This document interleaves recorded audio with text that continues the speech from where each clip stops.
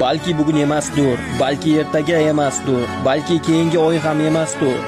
Lekin men bir narsani aniq ayta olaman. Bir kun kelib men chempion bo'laman. Va'da beraman, va'da beraman.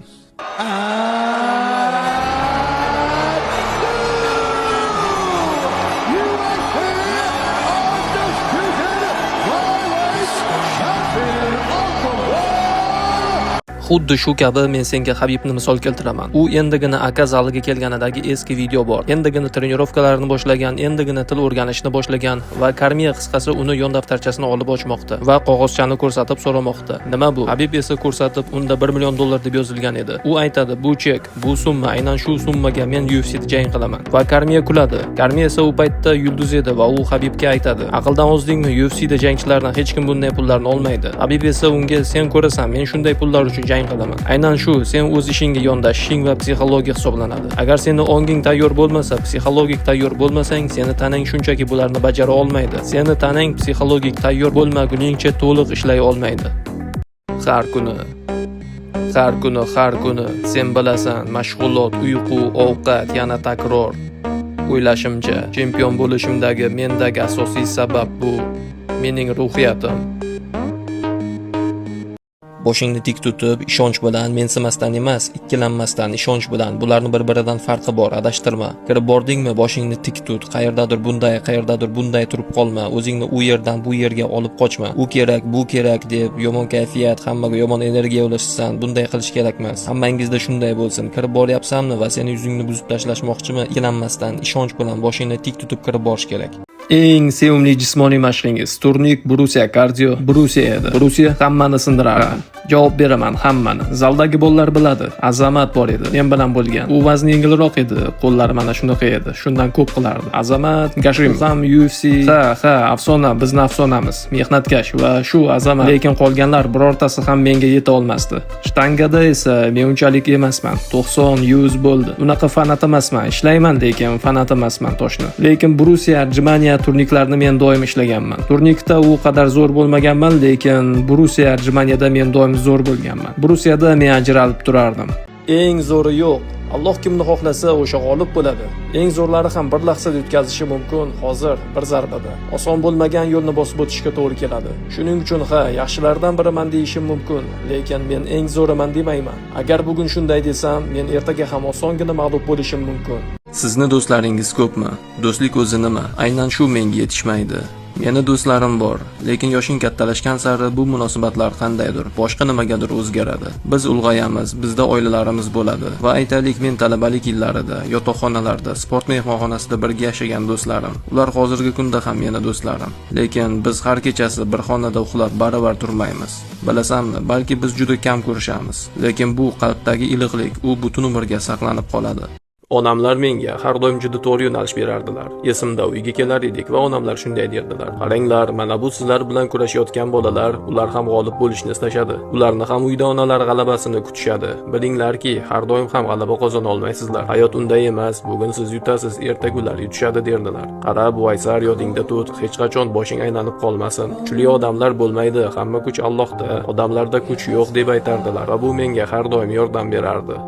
Va birinchi navbatda bu janglar emas, kimnidir buzib tashlash emas. Bu axir biznes. Bu biznes qachonki men pul ishlash deganimda faqat o'zim uchun pul topishni nazarda tutmayman. McGregor kabi shaxsiy yaxtalar, katta boylik va shu kabilar emas. Agar do'stimning yaxtasi bo'lsa va u taklif qilsa, men rad qilmayman, sayr qilishim mumkin. Lekin o'zim bu darajada boy bo'lmayman. Pullarni isrof qilmayman. Agar katta pullarni ishlab topsam, muhtojlarga yordam qilaman, xayriya ishlarini qilaman. Meni ham Ali kabi eslab qolishlari uchun.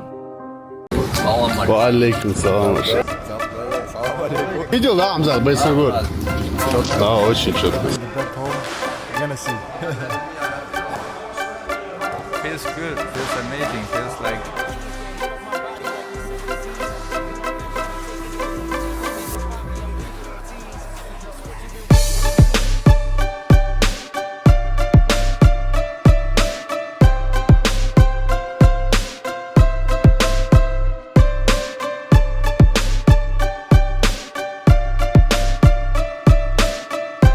Ruxsat bering, men odamlar haqida fikrimni aytay. Insonlar fursat poylab yurishadi. Ular seni oyog'ingdan chalish holatlarini izlashadi. Mansab seni qo'lingdaligida ular seni do'stingga aylanib olishadi. Lekin seni boshqa kim bilandir anishtirish imkoni yuzaga kelishi bilanoq ular yana bunga ko'maklashishadi. Sen umidsizlik holatiga tushib qolishing bilan, sen yiqilishing bilan ular darhol o'zlarini nayzalarini bo'yningga yoki orqangga sanchib olishadi. Mike Tyson boksni tark etgandan so'ng boksda hammasi yaxshi bo'lib qolaveradi. Savolim shundayki, boks Mike Tysonni tark etganidan so'ng Mike Tysonda ham hammasi yaxshi bo'lib qoladimi? Sen gaplashishing mumkin bo'lgan do'sting bormi? Meni umrim davomida bitta ham do'stim bo'lmagan. Men hech qachon do'stlar borasida omadli bo'lmaganman.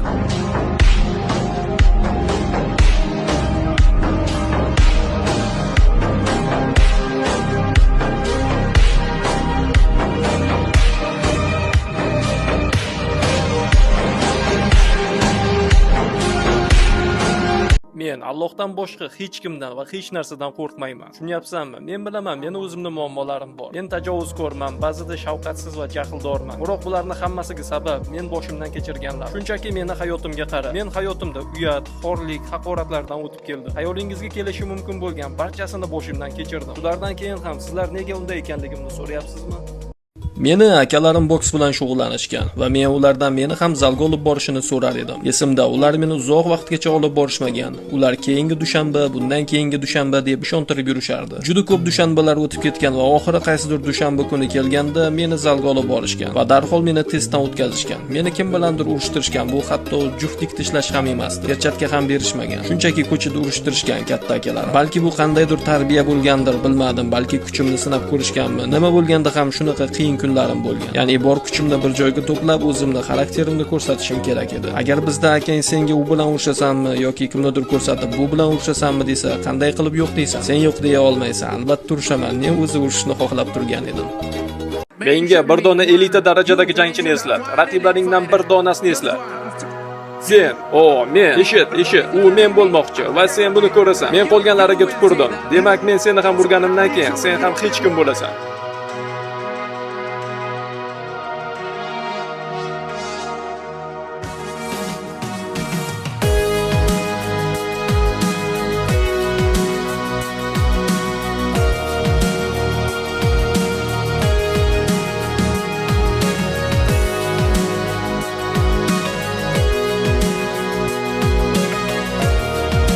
Meni otam ko'p bora onamga men jahon chempioni bo'lishimni aytardi. Men esa unga undan hech narsa chiqmasligini aytardim. Va sen nimani his qilarding? Bu meni g'azabga to'ldirar edi. Men bolalariga pul berardim va aytardim: agar siz Terensni yig'lashiga majbur qila olsangiz, men sizlarga $10 beraman. Uni hech kim yenga olmagan. Siz ko'chaga chiqib kim o'g'lingizni ursa $10 taklif qilganmisiz? Ha. Xohlovchilar ko'p bo'larmidi? Ko'chadagi bolalar. Keyincha u sizga nima derdi? Ona, men sizga aytganman, men eng zo'riman.